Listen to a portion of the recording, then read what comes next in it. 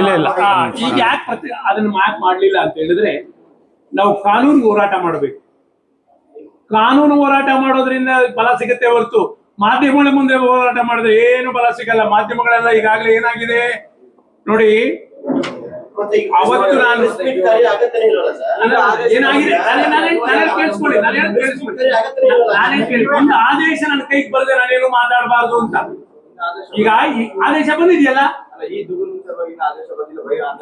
ಅದು ಎರಡನೇದಾಗಿ ಬರ್ತದೆ ಅಂತ, ಎರಡನೇ ಸೀನ್ ಅದು. ಇದು ಮೊದಲನೇದು. ಅಂದ್ರೆ ಈಗ ಹೇಳ್ತಾರಲ್ಲ ನನಗೆ ತಲುಪಿಲ್ಲ, ನನ್ನ ಗಮನಕ್ಕೆ ಬರದೆ ನೀವು AR ಅವ್ರ ಆದೇಶ ಮಾಡಿದ್ರಿ ಅಂತೇಳಿ ಅವ್ರು ಗಲಾಟೆ ಮಾಡ್ತಿರಲ್ಲ. ಅವತ್ತು 29C ನಿಲ್ಲಿಸಿ ಅಂತ ಹೇಳಿ ನೀವು ಹೈಕೋರ್ಟ್ ಹೋಗಿ ಕೋರ್ಟ್ ಸ್ಟೇ ತಂದಿದ್ರಿ. ಸ್ಟೇ ಕೊಟ್ಟಿತ್ತು. ಯಾವ ಆಧಾರದ ಮೇಲೆ ಕೊಟ್ಟಿತ್ತೋ ಗೊತ್ತಿಲ್ಲ.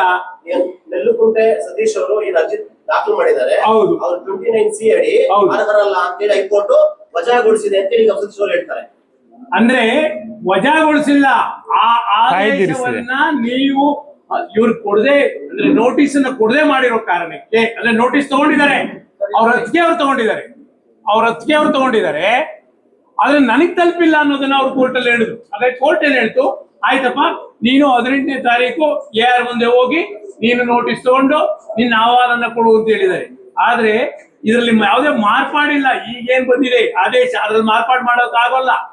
ಈಗ ಅವರು ಸದಸ್ಯರಿಗೆ ಮಾಧ್ಯಮಗಳ ಮುಂದೆ ನೆನೆ ಮಾತಾಡ್ತಾ ಹೇಳಿದ್ದಾರೆ. ಈಗ ಏನು AR ಅವರು ಆದೇಶ ಮಾಡಿದ್ರು ಅದನ್ನ 25ರಂದು ಹೈಕೋರ್ಟ್ ಮತ್ತೆ ರದ್ದುಗೊಳಿಸಿದೆ ಅಂತ ಹೇಳ್ತಾರೆ. ಅಲ್ಲ, ರದ್ದುಗೊಳಿಸಿರೋದಲ್ಲ, ಅದು ನಿಮ್ಮ ನೋಟಿಸ್ ಕೊಡದೆ ಇರೋದ್ರಿಂದ ರೀಫ್ರೆಶ್ ಆಗಿ ನೀವು ಅಲ್ಲಿ ಕೊಡಿ ಅಂತ ಹೇಳಿದ್ದಾರೆ ARಗೆ. ಅಲ್ಲಲ್ಲ, ಒಂದ್ ನಿಮಿಷ ಸುರೇಶ್, ಒಂದ್ ನಿಮಿಷ ಇರಿ. ಇನ್ನೂರೇ ಏನಾಗಿದೆ, ಆದೇಶ ಓದಿದ್ದೀನಿ ನಾನು, ಎಲ್ಲ ಆದೇಶವನ್ನು ಓದಿದ್ದೀನಿ.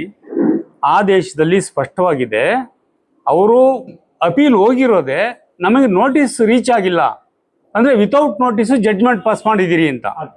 ಆದ್ರೆ ಹೈಕೋರ್ಟ್ ಏನ್ ಹೇಳಿದೆ ಈಗ ಕೊಟ್ಟಿರೋ ಇದರಲ್ಲಿ, ನೀವು ಮುಂದಿನ ವಿಚಾರಣೆಯನ್ನ ಅವಾಗಲೇ ತಲುಪಿದೆ, ಇದು ತಲುಪಿದೆ, ಅವ್ರಿಗೇನೋ ನೋಟಿಸ್ ತಲುಪಿದೆ, ಹೈಕೋರ್ಟ್ ಅಲ್ಲೇ ತಲುಪಿದೆ. ಮುಂದಿನ ವಿಚಾರಣೆಯನ್ನ ನೋಟಿಸ್ ಕೊಟ್ಟಾಗಿದೆ, ಒಂದು ಹಿಯರಿಂಗ್ ಡೇಟ್ ಫಿಕ್ಸ್ ಮಾಡಿ ನೀವು ನಿಮಗೆ ಬೇಕಾದ ತೀರ್ಮಾನ ತಗೊಳ್ಳಿ ಅಂತ ಹೇಳಿದೆ. ಯಾಕೆಂದ್ರೆ ಎನಿ ಕಾಂಪಿಟೇಟರಿ ಬಾಡಿ ಇರುತ್ತಲ್ವಾ, ಅದ್ರ ಬಗ್ಗೆ ತೀರ್ಮಾನ ಕೊಡೋಕ್ಕೆ ನೀವು ಈ ಲ್ಯಾಂಡ್ ಟ್ರಿಬ್ಯುನಲ್ ಕೇಸ್ಗಳ ಬಗ್ಗೆ ಸುಪ್ರೀಂ ಕೋರ್ಟ್ಗೆ ಹೋಗಿ ಹೈಕೋರ್ಟ್ಗೆ ಹೋಗಿ ತಂದ್ರು ಅವ್ರು ರಿಮ್ಯಾಂಡಿಂಗ್ಗೆ ಕೊಡೋದು, ರಿಮ್ಯಾಂಡ್ ಮಾಡ್ತಾರೆ DC-ಗೆ AC-ಗೆ, ಯಾಕೆಂದ್ರೆ ಅವರು ಅದರ ಅಥಾರಿಟಿ ಬಾಡಿ. ಸೊ ಹಂಗೇನೆ ಇವ್ರು ARಗೆ DR-ಗೆ ರಿಮ್ಯಾಂಡ್ ಮಾಡಿದ್ದಾರೆ. ನೀವು ವಿಚಾರಣೆಯನ್ನು ನಡೆಸಿ ನೋಟಿಸ್ ಅವ್ರ ಗಮನಕ್ಕೆ ಹೋಗಿದೆ, ಅವ್ರು ಏನು ಕೊಡ್ತಾರೆ ನೋಡಿ. ಯಾಕೆಂದ್ರೆ this is not criminal case.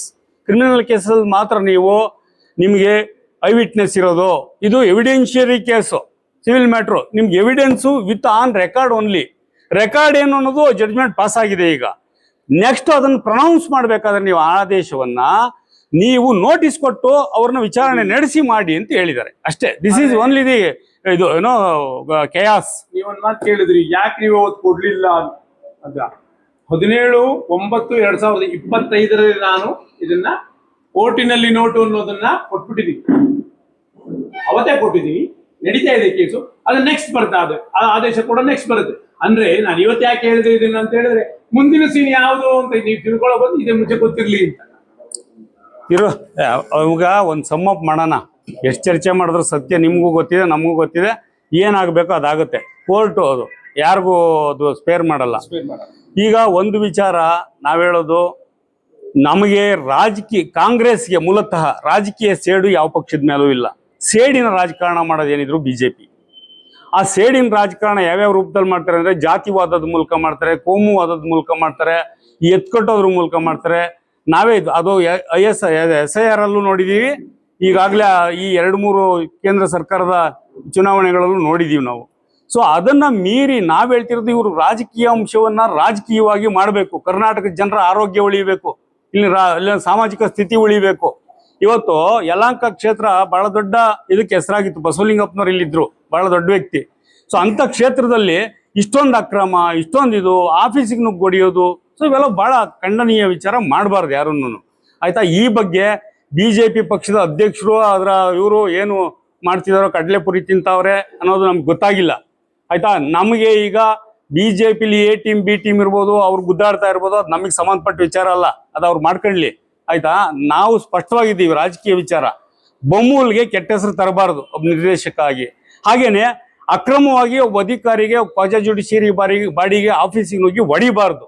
ಇದು ಬಿಹಾರ ಅಲ್ಲ ಅಥವಾ ಇನ್ಯಾವುದೋ ದೇಶದ ಉಗಾಂಡ ಅಲ್ಲ, ಇದು ಉಗಾಂಡನೋ ಕೆನಿಯನೋ ಅಲ್ಲ ಇದು.